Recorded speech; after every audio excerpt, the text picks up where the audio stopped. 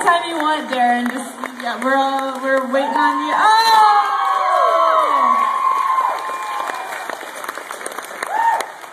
Now, this is my favorite part of the show because I always get to kick it off, and I always try to embarrass the shit out of these guys. And my questions never have anything to do with Devil's Carnival or Repo or anything. It's just something awful. So tonight you guys are getting softballs because I didn't have time. But Terrance, I want to ask you, what is the dirtiest thing one of your fans has asked you to do? Did you do it? And how old was he?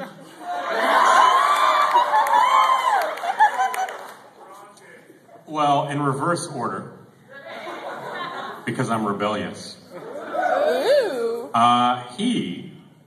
I couldn't tell how old he was because in the dress it made him look older. And by admitting that, I've also answered the first part of your question. What do you got? All right. Darren, I want to know, what's the grossest thing you've ever put in your mouth?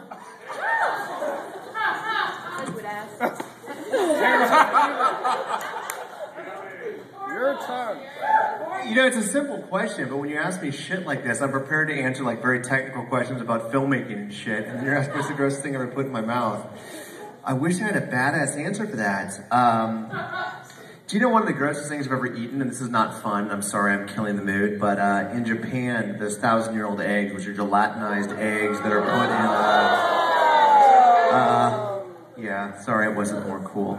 I didn't ask what you've eaten, I asked what you put in your mouth, but okay. All right, let's throw it over to you guys. Anybody have a question? Anybody? I can't see you guys. Can we turn up the lights? Yeah, can we turn up the house lights a little bit, guys? Because right now I'm just going to keep asking dirty questions if I can't see the fuck out of you guys. Okay, how about you right in the middle? Yes, you. I distinctly heard part 1. When is part 2 coming? Part 2, yes. For those that, hopefully you guys dug the movie because we're making a sequel.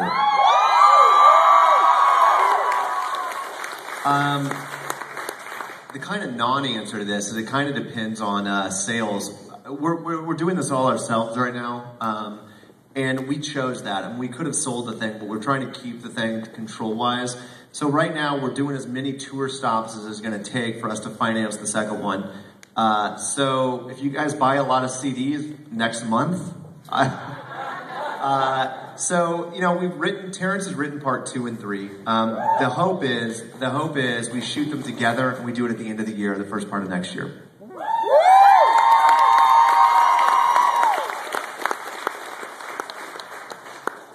Who else has a question? Over here to the far right. Did the recent shooting in Aurora, Colorado, do you think that's going to hamper this entire scene as far as being involved in the movie and this kind of crowd? He asked about the Colorado shooting, if you think it's going to hamper the... Terrance has an answer for that. As crazy as we are. It's a good question. It is a good question, and it's come up. And it's sort of a weird synchronicity in some ways that the week we opened our encore tour, somebody dressed in costume goes to a theater and starts shooting people. Here's my answer to that, and I think it'll always remain this, and that is, after the Virginia Tech shooting, nobody said, hey, don't go to college. So, as far as I'm concerned,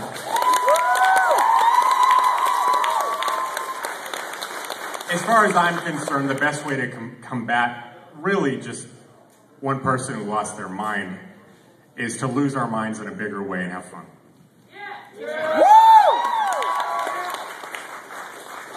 Something kind of a funny, not funny, actually sad story to that. We were in, I forgot what city we were in, but we had arrived at the theater and we had 3 hours to kill. and Batman had just started. So I said to Terrance and the group, I'm going to go watch Batman. And Batman had been on 5 minutes, so I missed the first 5 minutes of it. And so literally, I run in the theater, and I'm running in, and I have a beanie, one of the Devil's Carnival beanies on, and I have a backpack and a duffel bag. So we just got off the bus. And I wasn't even thinking, but the second I opened the door and got in there, everyone turned and looked at me. And I have a duffel bag and a backpack, and I was like, oh, this is really weird. And I didn't know what was weirder. I didn't know if I walked out, if that's weirder, or if I went in. So I decided to sit down. So I'm sitting there, and everyone is staring at me, and I'm like, it was so awkward because I didn't even know what to do.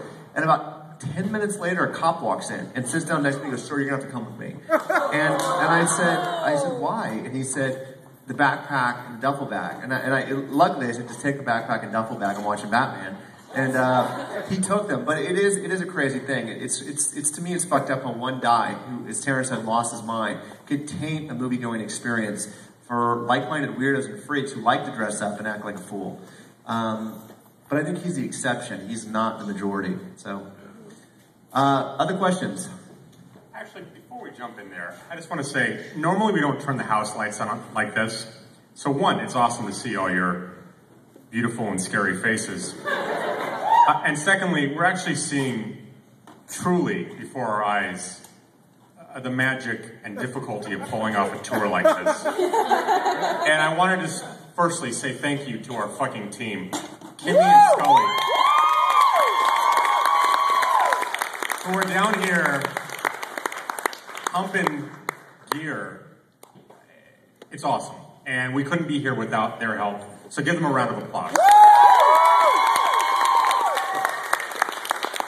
On that end, Carly, our lovely MC, who joined us literally a couple days before this tour kicked off. I had never met her before then. I don't think Darren had either. So we met at a coffee shop. We sat down. We sold her a bill of goods and said, join us, like any good Satanist does. Yeah, or any ringleader to an orgy. Like, it's gonna be okay. Really, it's gonna be okay. It's okay. So, since you ask us an awkward question every night, although today's was kind of lame, I mean, honestly. So, from that moment you sat down in a coffee shop opposite us and we said, join us in the Devil's Carnival, wear these awesome outfits, and hop in a van with us for the next, basically, month and a half. How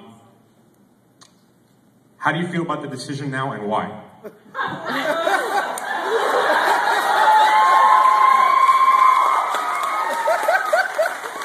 This is right where I like my boys. All right, we're good. You know what? I feel so fucking good about the decision that I made to join you two assholes on your little tour of terror. And I can't wait until we have our threesome. Last question, stay down. Worst sexual experience you've ever had? Let me tell you a story, folks. Story time! Darren has no. Has anybody ever tried to fuck a guy with coke dick? Worst experience ever. All right. You're done. Okay, that just brought the night to a screeching halt. Who has other questions for us? Mr. Coke Dick in the back, yes. Yes, you. Do you guys have any plans on entering this into film festivals, or you guys just trying to keep it self-contained, or thoughts on that? No, do you know what this is? And this actually started, you guys know what Kickstarter is? Yeah. So we knew that we wanted to make another movie, and I think there's a misperception about, for example, me. I directed 3 of the Saw films, and everyone thinks that, they made a lot of money. I didn't make a lot of money. They made a lot of money. And so when we tried to raise the money for this, we had to go out like everyone does and try to raise money. We thought about doing Kickstarter. And then I kind of feel douchey about doing it, only in the fact of the perception of, I directed the Saw films and we made Repo. But I then thought, what if we made Kickstarter a traveling Kickstarter? And you guys are part of it. So first off, thank you very much. This is our traveling Kickstarter. And you guys are part of it. So instead of actually going on a website saying, please give us money, we bring our art to you guys and say, please give us money. And where I'm going with this is you asked about film festivals. No, we're not going to do film festivals. We're not going to do that whole thing. What we're going to do is continue to do this. And that is go from town to town and basically bring our art to you guys. Hopefully you guys like what we did. And when you guys leave here, you buy a soundtrack or a poster or whatever else. And hopefully it gets to the point that we want to turn this into a TV series. That's our idea. The anti-fucking Glee. So instead of tuning in at 8 p.m. on Fox, you're going to turn in midnight on Spike or FX and watch the Devil's Carnival. So that is our eventual hope, is that we're going to keep making these things for as long as it takes. Right now, Terrance and I already have the next 2 in line. There's 600 and some Aesop fables, so there's no shortage of source material. Hopefully you guys keep coming out and we'll keep making them. So. Yeah. Other questions? Yes, right here. Hi, I performed in the Shellcast at this theater, and I know we all love you. When can we get you to come back? I was just going to stay here for a while if you're okay with it. First off, we were talking backstage. The night started off very bad, and we were really concerned when we got here. And quickly, it changed. Everything changed. Like it was really before when you guys were standing outside at 8:05. Terrance and I was crying. I was literally freebasing heroin in the back, and all of a sudden it changed. You guys walked in. All of a sudden, the sound system worked. The projector worked. And it became badass, and Terrance and I were back there, and we are going to probably vote you guys as the most badass audience, and this is the most badass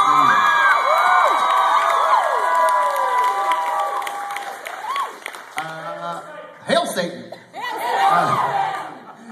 You know what's so funny is every night, I don't see any here, but every night there's always like a 6 or 7-year-old, and we always bring them up, and we make them, I'll give them a t-shirt and make them give the Hail Satan sign, and we have like, I now have a photo album of 6-year-olds screaming Hail Satan, and which still, I don't know what's more disturbing to me, that the 6-year-old screaming Hail Satan, or the mothers behind him going, Hail Satan! Sorry, other questions? Yes, right there. Is that why it only, like, whenever you decided to, like, make it into a TV series, is that why you only spent a week making the actual movie? No, it came down to resources. That things cost money, and it's you know, what's crazy about this is we started this off as a 10-minute short film. That was all this is supposed to be. And Terrance and I said, let's go do, it originally started off as we wanted to do a repo interstitial. We wanted to make like a 5 or 10 minute like repo scene that continued on the story. But then we didn't own repo anymore. And Lionsgate owned repo. And we realized that if we did that, we wouldn't see anything. We'd basically all go to Lionsgate. We would still have to ask permission for everything. So we said, let's just make a 10-minute news short film. And Terrance turned in this awesome kind of idea. And then I said, you know what, let's add a couple more songs to it. So it became a 20-minute short film. And then we read it, and I was like, okay, but not all the characters sing. You only have 4 songs. Let's make it 8 songs. 8 songs became 10, 10 became 12. Next thing we knew, we had a 55-minute short. But the money never grew. We had the same amount of money for the 10-minute short as we did the hour short. We never found any more money. I was selling drugs and turning tricks on the street. You think I'm joking? Oh, guys, I got some fucking killer bud I'm going to be selling out there. But that's how it started, and we never changed that. And so it just kind of grew beyond us, I think, a little bit. And I'm glad it did, because I think we discovered what this thing can be and what it should be. And that is an ongoing, serialized musical series that's not a bunch of kids singing at a football game. I want to take a moment. Hold on one second. Really quickly, we have a thing that we've done online. How many artists do we have in the house tonight? Writers, cosplayers, costumers, directors. Okay, look around you. A lot of you guys raised your hands. I want to ask 2 young, lovely ladies to come up here. Taylor and Angel. Can you guys please come up here for a second? Come up here. Okay, go ahead and open it. Angel, where are you? Scorpion, come on up here. Come on up here for a second. So, basically, we hit roadblocks every step of the way with repo. I had come off the Saw films, and I was extremely lucky because the first film I ever did, I was 26 years old. It was released in 3,000 screens. And as an artist, that's an amazing thing. You basically go in, you shoot a movie, and next thing you know, there's billboards ads, and there are commercials, and there's bus stop ads promoting your movie. And I thought that was normal until I made Repo. And Repo is something I'm more proud of than anything I've ever done. And I turn it in, and I'm so excited. I'm like, Terrance and I were high-fiving each other, and we thought this thing was awesome. And basically, a bunch of people collectively got together and said, no, this movie's not good. We don't like it. And for 10 years, Terrance and I worked. Terrance, longer than myself, worked on bringing this thing to life. And basically, a handful of people crushed that dream. And it killed me. As an artist, it killed me, and it destroyed me. And then I made another movie called Mother's Day. And I worked for years on it. Thank you. And I was so excited, and I turned it in. And then all of a sudden, it sat on a shelf for 3 years. And then finally, it was basically put straight to video and released in 2 theaters. And then I made another movie called 11/11, and it was only released in a theater. And it killed me. I'm sitting here and I'm dying on the inside. And I said, one morning I woke up and I said, fuck it and fuck them. Let's do it ourselves. Let's go back. Let's take the art back as artists. And let's go out and do whatever it takes to get our art seen. And it was the most, I think it was like a pivotal, life-changing experience for me because I realized that I didn't need a bunch of people in a boardroom or guys wearing suits to tell me and validate my art. I didn't need that. I needed you guys. I needed fans. I needed people that like to be weird and like to think outside the box. And so Terrance and I started talking, what can we do to help other artists and inspire other artists? And so we, one afternoon, got on the message boards of Devil's Carnival, and we said, we want you guys, our fans, to make art. I don't care what it is. I want you to send it to us. And it was amazing, the amount of people that came in with amazing, amazing art projects. And 2 of the lovely people that did this are on stage right now, and I want to give them a hand and say thank you guys for creating art. Thank you guys for doing something awesome and original. You guys inspire us. Taylor made you can find both of what they did tomorrow on our Facebook page. Taylor made an amazing music video, basically from Tamara's point of view of the whole Scorpion scene. The lyrics are amazing. She has a beautiful voice, and I think you're awesome. So, thank you. Angel made these amazing scorpions. They're amazing. They're these little badass scorpion figures that, again, are going to be on our Facebook. So thank you for being awesome. I want to say to you guys out there as well that don't let anyone tell you if what you do is good or bad, because if that were the case, I would stop making movies after Saw 2, because everyone hates the shit that I've done in the mainstream. But somehow we've continued to do it because you motherfuckers keep coming out. So thank you.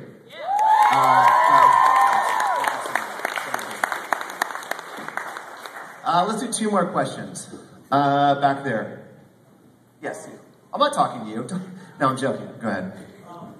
Talking about inspiring artists, what have been your guys' inspirations with your directing, your acting, direction, etc.? Pretty much you porn. They think I'm joking.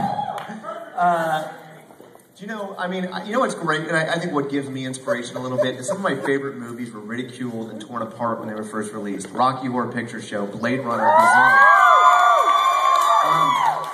probably my top 3 movies, and they were all commercial failures. They were ridiculed and they were torn apart. And years would pass, and critics would turn around and say, wow, these things are actually good. And they would find a fan base, and people would dress up like the characters from all the films.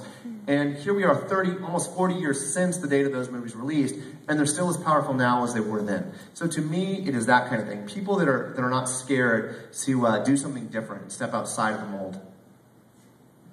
Well,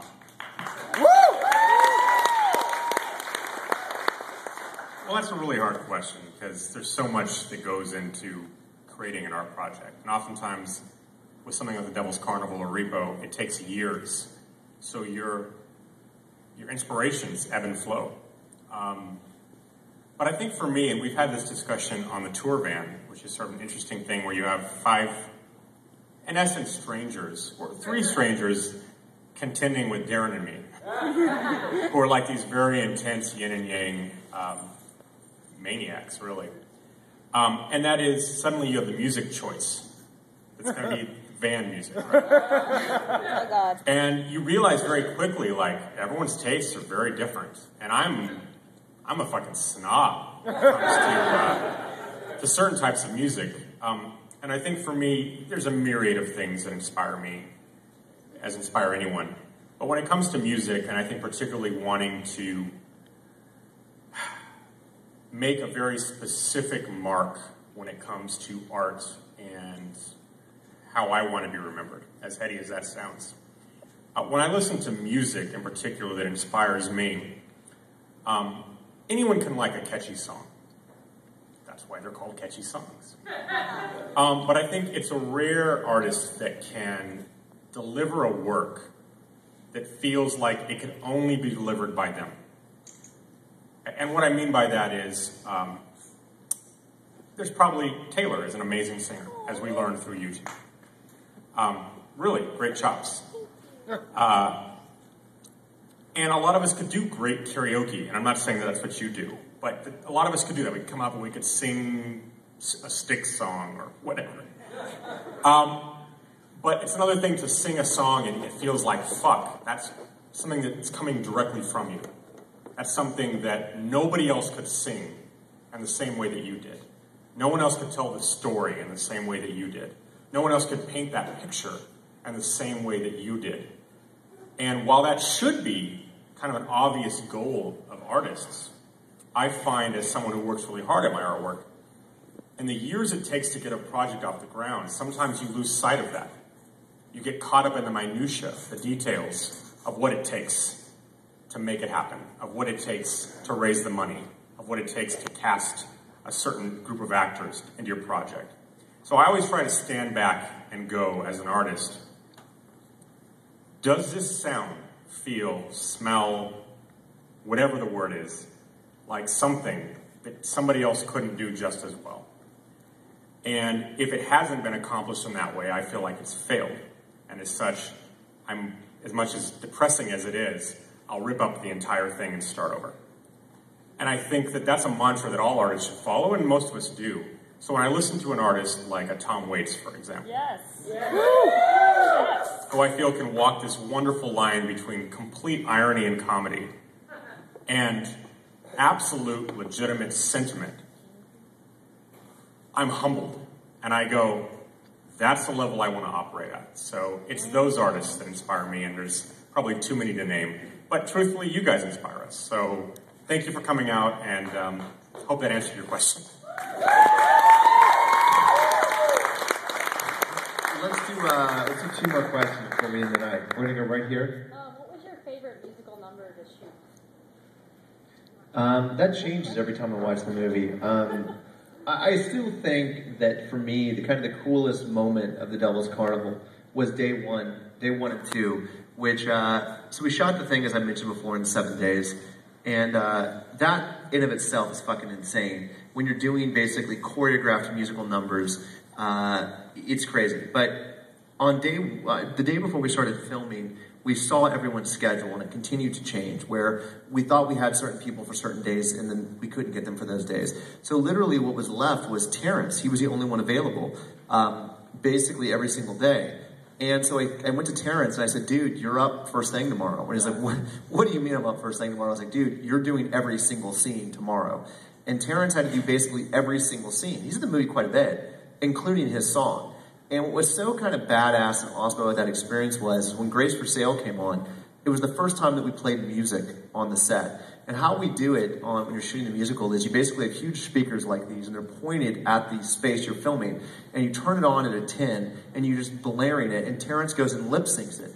Well, a lot of the crew hadn't heard the music yet. These are a lot of them are hired people that come in for the day or 2 days. And so everyone was there, and we went through the act of Terrance and Sean Patrick Flannery talking, and it was cool. And then all of a sudden, at the end of the night, it was like 4 o'clock in the morning, and Grace for Sale started.